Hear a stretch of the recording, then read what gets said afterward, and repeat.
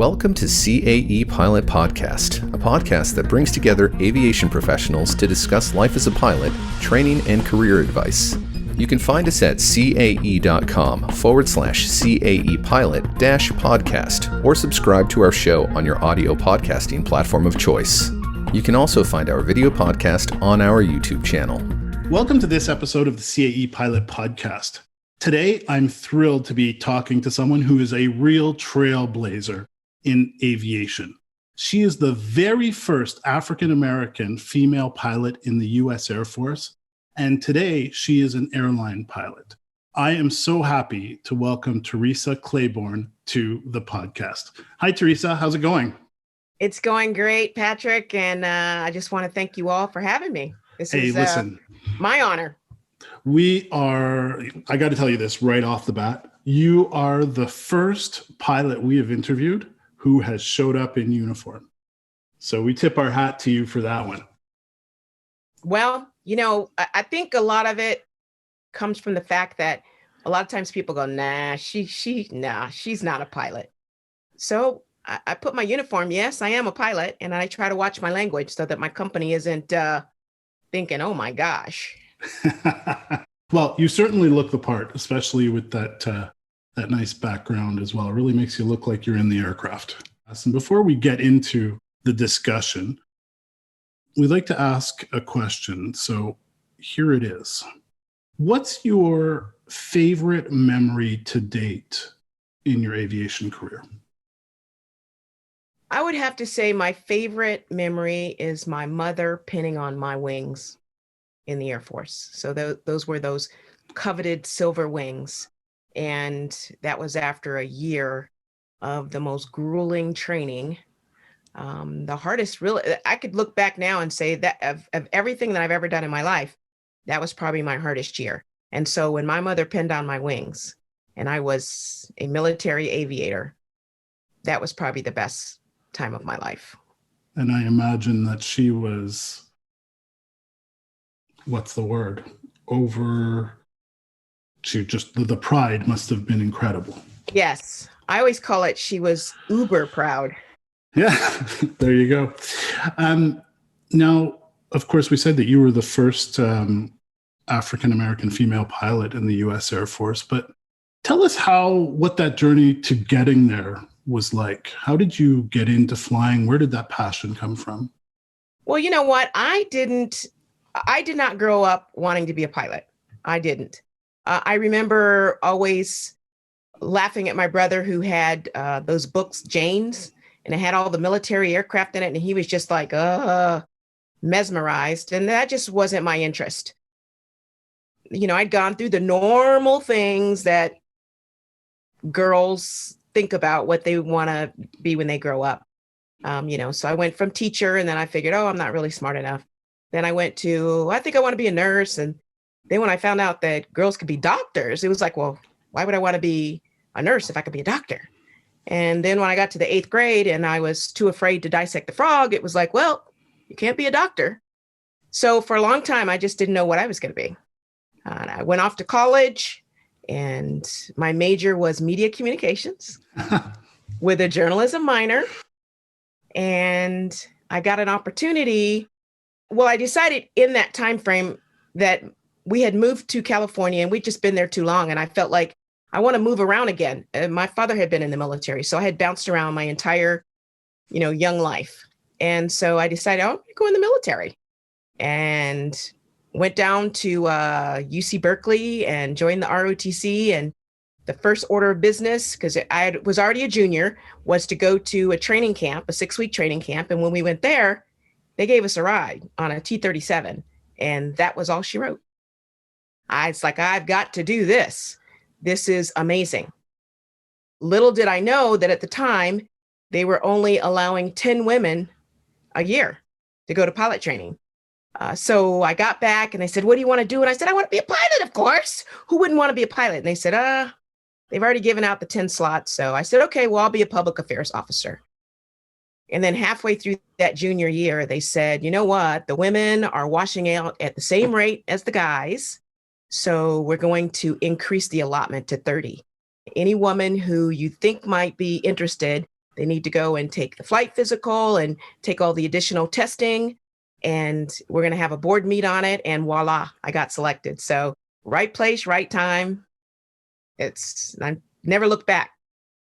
That's an amazing story. You're one of the first I think we've heard from who didn't dream of flying from quite a young age. Oftentimes we hear, oh, I lived by the airport, I saw the airplanes landing, all these kind of things. So it's an interesting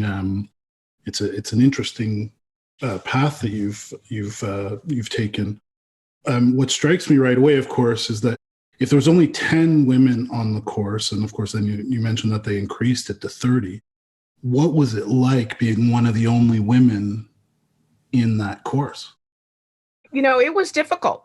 It was difficult. And it was funny because initially they'd given me a class date to go to Oklahoma and Enid, Oklahoma, as a matter of fact. And then they called back later and said, how would you like to go to Texas instead? So I asked my father, well, do I want to go to Texas or do I want to go to Oklahoma? He goes, you want to go to Texas. And the reasoning they gave me was, listen, we're going to have, it was an earlier class in the year.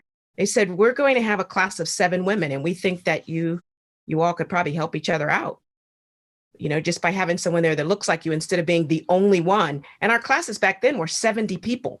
They split us up into 2 sections. So there's 35 people in each section. So to have, these 7 women was a good thing, to be able to at least look across the room and see someone that looked like you. And how did the men react to you? Some of the men were okay. Half of my class was academy. They weren't very nice. Part of that 7-woman cadre were from the academy, so they all knew them. But the rest of us, we were kind of like fish out of water. And if you've ever talked to anyone who went to the United States Air Force Academy, they probably say the same thing. They joke a lot. They all know each other. They have this camaraderie, and you're kind of an outsider. So, I was an outsider, but I wasn't there to be their friend. I was there to learn how to fly an airplane. So I had to learn to defend myself. I know my mother jokes about the fact that she said, I sent my baby off to pilot training and she came back talking like a sailor. That was the joke. But, I said, Mom, honestly, I had to take care of myself. And I use choice words to tell people to leave me alone. If you have something good to say to me, don't say anything. And how much did you rely on those other, 6 women? Like I said, half of those women were from the academy and I didn't really know them at all. And they kind of stuck with the guys. So there were a few of us that were, I think there was 3 of us that were either ROTC or OTS. And I was pretty good friends with one of the young ladies. We had different instructors, so it's not like we hung out all the time, but, we would talk, study together a little bit, just kind of be that friendly face to look at when you're having a rough day. So it was all good. And did you all make it through the course? No, I think about 50%, or about 30% washed out. I remember for sure that I think it was only 4 of us that made it. Yeah. Wow. And crazy question. Did you ever become an insider? Did you manage to sort of, or was it something that wasn't possible? You know what? I think for the most part, we were separated out, and I had 2 other seatmates, guys that sat at the same table with our primary instructor, and we got along okay. One was an academy guy, and then the other guy was actually ended up being the number 1 stick in the class. So I used to laugh, I was kind of, out of the 3 of us, I was the problem child. I was the one having the hardest time, which I'm not proud of that. But, when I came to pilot training, I had 10 hours of flight and I was thrust right into a jet. So I just worked my tail off, and they were pretty supportive. Didn't mean that everybody in the class was supportive. If you failed a ride, it wasn't good because you got like a sticker by your name. But, that's just something you deal with. You just keep on pressing. And so after you get out of your training, and you mentioned your mom sort of pins the the wings on you. Now you jump into the flight deck of what aircraft? I went to the KC-135. Which is a 707, basically, if I'm not mistaken. 707, Stratotanker, sure. And what was that experience like? Now you're out there flying, with I don't know exactly how it works vis-a-vis airlines, but you're flying with a lot more men, and all these men are seeing women for the first time, I'm assuming. So what was that like? Right. I try to think back on how many women were in our squadron, and we didn't have that many. We definitely didn't have any Black women because it took at least 8 months for another Black woman to graduate from pilot training. Wow. So yeah, I was kind of a one and only. You know what? I'm almost used to being the one. It's just the way it's always been, even growing up in the military. In my classrooms, a lot of times I was the only Black student or one of a few. So you just get used to it. And you're clearly a very strong person too. You have sort of the personality. How much did that play into your ability to just take the situation and go with it? I think that's what got me through. Yeah. You really can't be timid. I don't really know any pilots who are timid necessarily. I mean, there may be some who are quiet, but not timid. And you have to learn to speak up for yourself. Yeah. So I was that way ever since I was a little kid. They say your personality by age of 2, people know what kind of person you're going to be. And I was definitely a take charge kind of girl. And like, I've known you for 10 minutes now, and that's clear, right? Like, you're clearly you would have done great as the public affairs officer too, I must tell you. So you were going to do well no matter what. Thank you.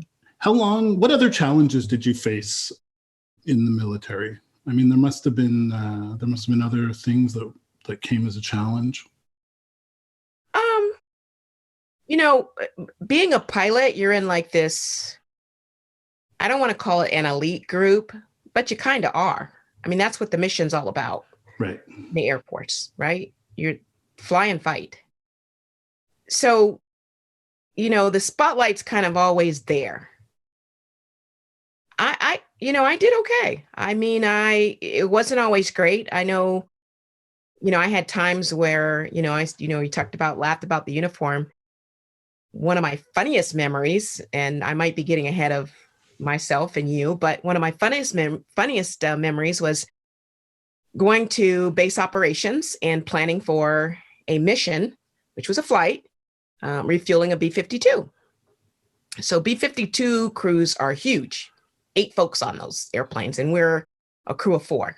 So we're standing around the table and we're doing all of our paperwork, and the B-52 crew comes in, and the aircraft commander, captain basically, starts talking to my co-pilot, which is basically my first officer, and starts briefing on how he'd like to do the refueling. And I just kept my head down and kept working on the paperwork. And after he was done, my co-pilot looks at him and then looks at me and says, you might want to brief the ace on how you want to conduct the refueling. And it was funny, but it was par for the course. So, people get to know you. It's not about embarrassing anybody, but, I've, and that carried over into United. I had many situations where guys would come in and start briefing someone else who wasn't necessarily running the show, and I just have them brief it again. And that's, that's how you have to learn. Well, that's what I was going to say. I'm pretty sure that's a mistake that these people only make once, because they'll never make that mistake again.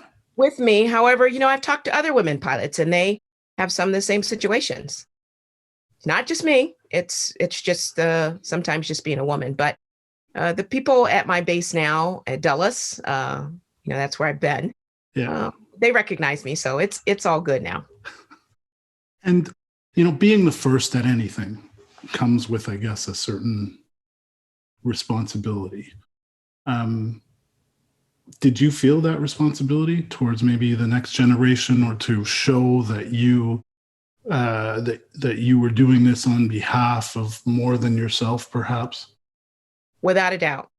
I look at the situation and I'm very thankful that I did not know until about a month before I graduated from pilot training that I was the first. I think that the pressure might have been too much to bear. I remember when I went to pilot training, when I was in college, I had worked at a department store. It was a store called Liberty House, kind of a posh little store. And when they gave me my going away party, I remember the store manager said, and I worked in the children's department, and the store manager said, Theresa, if it doesn't work out, you can come back. And that was like a hard swallow. So all through pilot training, I thought, you're not going back to Liberty House, so you better buckle up. And yeah. And so, I just knew that I had to accomplish what I came for. Failure's not an option for me. I generally don't give up. I'm one of those kind of people that generally, if it's something that I can't master, I just don't choose to do it. Like, you won't see me bowling. So does that mean you're a perfectionist? I try to be. I've had people say, they didn't call me perfectionist, say, oh, you're anal, huh? Well, listen, if there's one group of people that I am very happy they are anal, it's pilots. Right. Checklists and all that, beautiful. Right. How long did you stay in the military?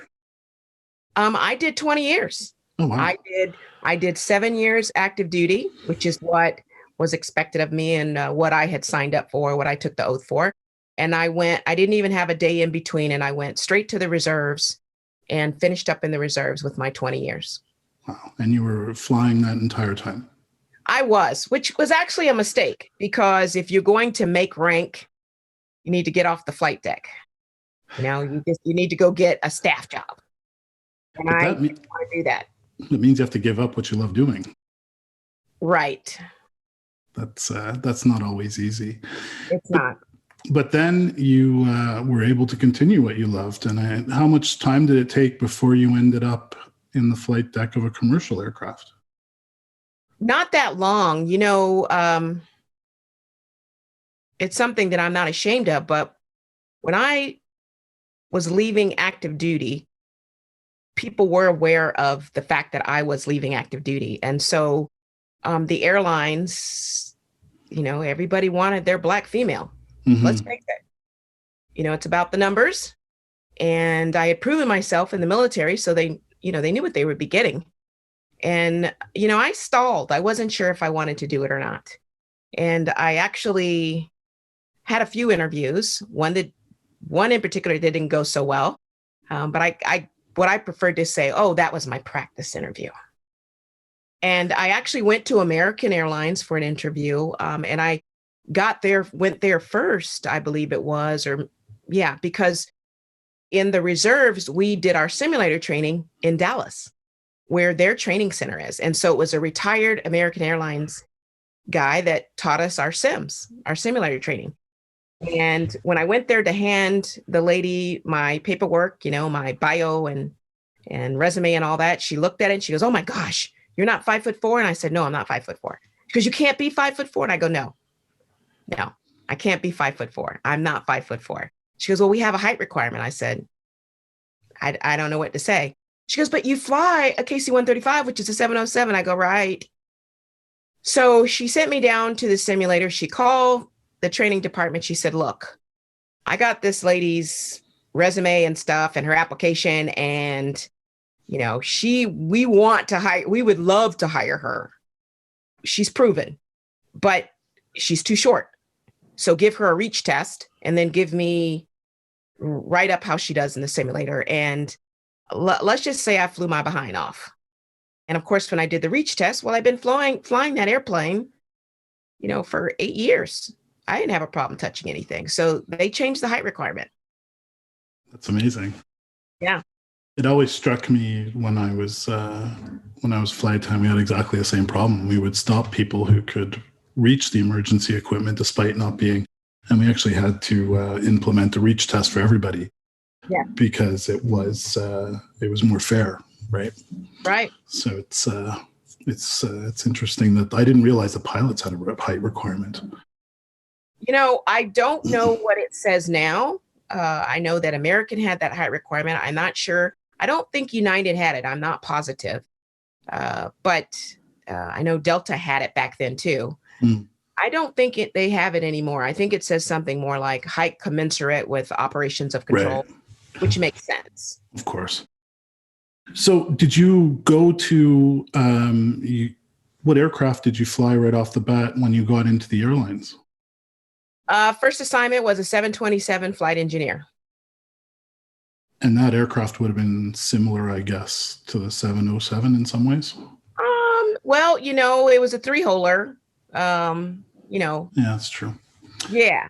So it was way different. And then I was a flight engineer, so I wasn't at the controls. Right. I was sitting side saddle.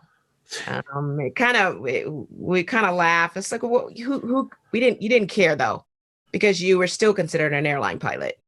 But I sat there for about a year, and then I flew the 737.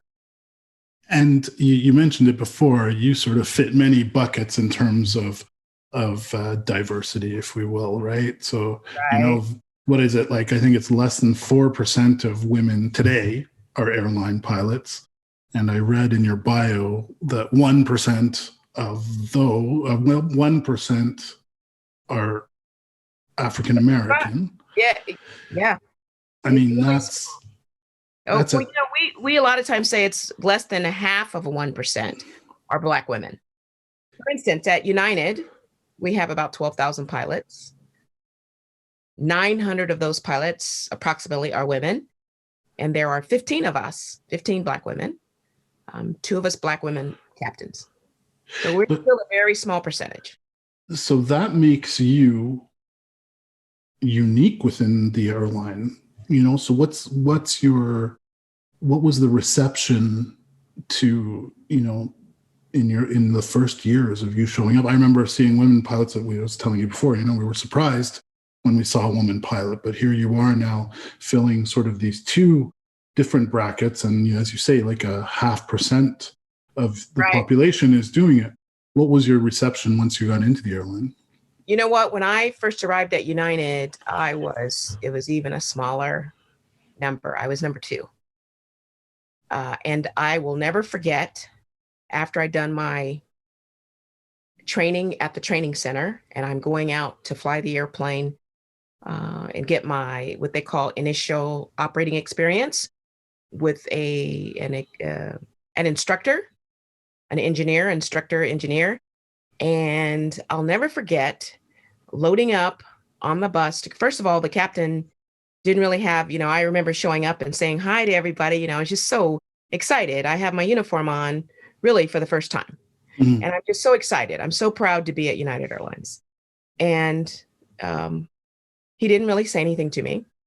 The instructor pretty much took part in the briefing as the engineer, even though I was going to be at the controls under his watchful eye, of course. He didn't really say much. When we got down to the bus, I remember I sat down and I remember overhearing the conversation. And my instructor turns to the captain. So I'm not sure exactly what the captain said, but my instructor said to the captain, "Oh, she's okay. She was military." So, I can only imagine, besides the fact that I was a woman, I'm sure that it was a big deal that I don't know. I didn't hear all of what the captain said, but it's kind of hard to look at a woman and not see Black woman, right? I mean, well, you are who you are. I am who I am. And that was a time when people were, and still do, there's still consternation on the flight deck sometimes. You can see it. People maybe think that you don't deserve to be there, even though I've been around long enough that for the most part, people know who I am and I don't have those issues. So it's a good thing. I hate to have to explain myself, but in the early days, I did have to give my credentials. People were, well, where'd you come from? Thinking that affirmative action, I got there just because of I said, okay, yeah, they're going to let me fly a multi-million-dollar airplane just because I'm a Black woman. Come on, give me a break. But I imagine your military experience, because, the vast majority of airline pilots, when you would have joined, would have been military pilots prior, right? Or a lot of them would have been. Actually, United, one of the things that I loved about United was that our pilot force was pretty even with civilian Really? and military pilots. I believe probably maybe the majority of women were military, but I'm not sure. No, probably not, because you remember I told you I was kind of at the beginning of the whole military. That's true. Yeah. Right, the whole military push. So, it was different. But because of what I was thinking is that how much did your military experience give you gravitas? Or, your military experience must have helped. It did, yes. Much in the same way that this conversation with this pilot, but it must have helped you along the way too, to prove that you were a quality person. Right. It honestly, the fact that the one individual said to the captain, "Don't worry about it. She's okay. She's military." Yes. It came with, like you said, some gravitas. It just came with that. I mean, it meant that I had gone through a very structured learning process, Right. and that I had flown for at least 7 years. And, then guys would quiz me. "Well, what did you fly?" KC-135. "Well, that's a heavy jet, 4 engines." If they looked at me funny, I'd say, "Oh, that's a 707, right?" And, so it didn't take really long. And then I was based in San Francisco, and, it was okay. There were people I could tell that just weren't that happy. And I'd flown with guys who refused to talk to me. That was strictly on them. It was their problem. And I just generally I try not to make waves on that. I remember specifically one flight, we flew to Narita, and the captain did not speak to me, spoke to the international relief pilot. And this is when I was on the 747-400. Mm-hmm. Chatted with her the entire time. So I said, "Well, I know it's not a woman thing. It's got to be something else." So we get there, and we get to Narita, drive in to the hotel. We get there, and he still doesn't really say anything to me. We did the checklist and all, we did what we had to do. We did the job. And then after we check in at the hotel, he turns to her and he says, "Hey, you want to go to dinner?" And she's like, "Nah." And so he walks away, and she looks at me and says, "Hey, where you want to go eat?"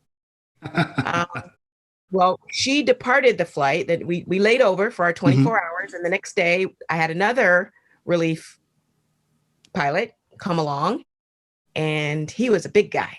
And so we get in the van, and all the way to the airport, the captain's chatting him up, doesn't say a word to me. We get to the airport, and the guy looks at me and goes, "What's his problem?" I said, "You know what his problem is." He goes, "Yeah, that's what I thought." I said, "Whatever. We're just going to do the checklists. We're going to fly a safe airplane. That's his issue. It's not my issue." And what's funny about what you're saying is that sometimes silence says everything about someone. Of course. It's of course. It's an interesting perspective. I'm just looking at what aircraft do you fly now?